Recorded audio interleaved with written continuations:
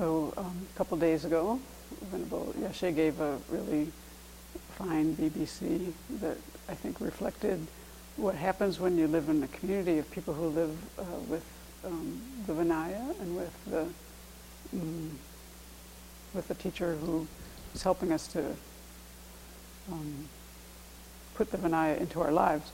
And so I wanted to talk a little bit about one aspect of living in community as a monastic, because there's many kinds of communities. So we live under a code that the Buddha set up in his time to deal with people living together and all of the things that happen when you live together. And one thing that's very beautiful about that, and I remember the Catholic Carmelite nuns who were friends with commented about this, that one thing that is a twice a day at least practice for us is to do confession. And then we also, through the Vinaya, do a kind of confession. And what's great about that process is this opening up, and with the support of the way that the Buddha put the Vinaya together, you have this support of this almost like a procedure that helps you to open up and just lay out what's going on, but in a way that's seen as a mistake, with a remedy, with medicine that's immediately available. And so, we all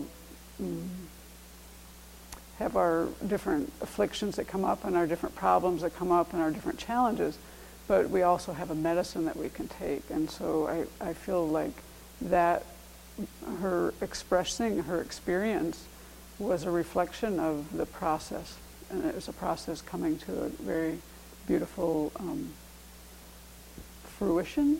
I don't know if that's the right word, because we're always in process.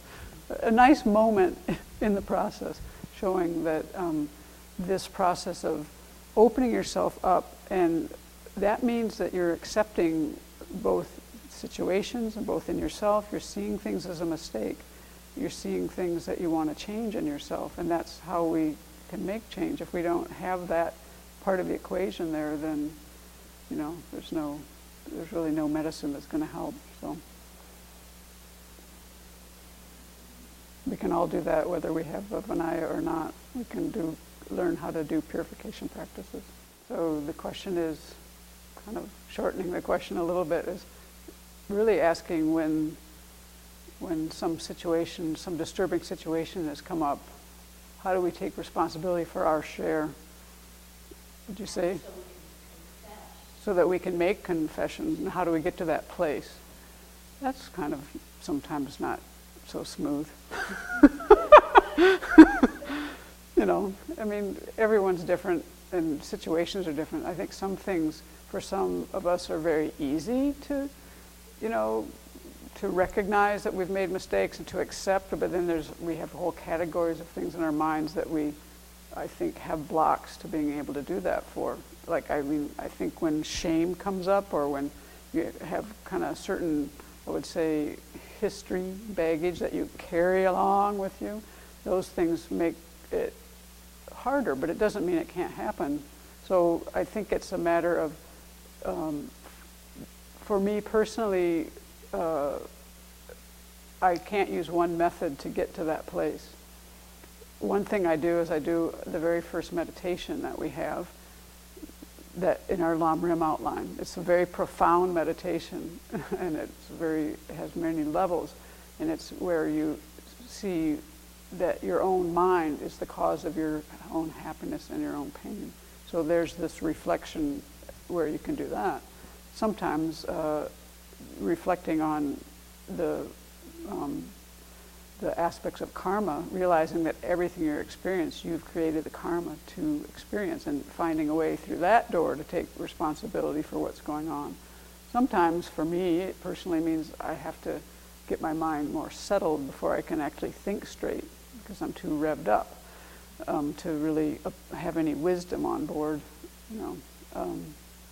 So for some people, I think it might look more like they might need guidance from the outside, in terms of, you have to find some way to make yourself receptive. It's like the thing when we look at the thing with the 3 pots. If you can't find some way to make your mind receptive, then it's going to be very challenging. But I think if you can honestly look at your own experience,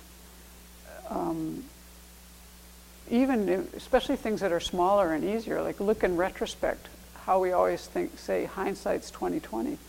And then we can look at things from the past and see, oh wow, you can see your part in things.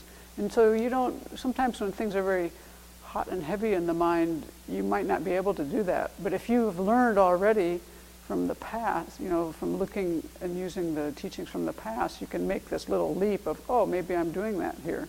I mean, there's just so many avenues. I mean, like all the things that, that thing that Sakya Pandita said about our eyes look outward, and all our senses are looking outward, and so we're always like so keyed into everything outward, and then we realize how those are so false. A lot of our perceptions are false, is what I'm trying to say. And until you kind of realize that for yourself, no one can really convince you of it, because you're just going to believe things. You have to actually have some groundwork here, I think.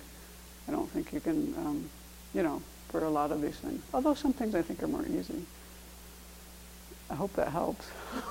I don't think there's one answer, because the reason I say that is because I've played around with looking at disturbing situations and using some of these different meditations, and what I love about it is when they fail. I mean, there's so much you can learn there when you try to do the Lam Rim meditation and it completely flops and your mind is like worse. I mean, if you don't succumb to it all, you can kind of then like, well, why didn't that work? And that's where I've really learned a lot about myself. So I think it's, kind of don't give up too easily with this process. And the other thing I forgot to mention is, one thing that the Carmelite nuns said is that when they visited us, they said, we used to do more confession in our church, but we don't do that so much anymore. And they really saw the value of it. There's this laying open process. It's so freeing. You're taking like all these backpack full of boulders off your back and freeing yourself from things. So it's, although it can be messy in the middle, it's very worthwhile. The outcome is worth it. So.